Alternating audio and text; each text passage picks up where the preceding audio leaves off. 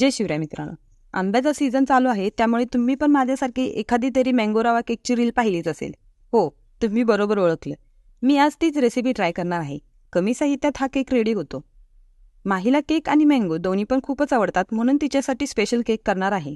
आंबे स्वच्छ धुवून कट करून घेतले. 1 वाटी बारीक रवा नीट करून घेतला. मिक्सरमध्ये जरा बारीक केला.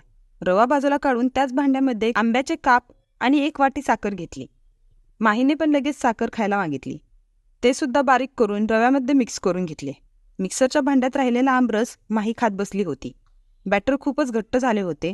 त्यात अंदाजे लागेल असे दूध ॲड केले आणि बॅटर सेल केले. चिमूटभर मीठ टाकलं आणि 15 मिनिटं झाकून ठेवलं. नंतर डब्याला तेलाचे कोटिंग करून घेतले. बॅटरमध्ये इनो टाकून नीट मिक्स करून घेतले. बॅटर डब्यामध्ये ओतून घेतले.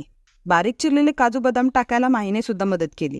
40 मिनिटांमध्ये केक रेडी झाला. खूपच छान झाला होता आणि माहीला पण खूपच आवडला.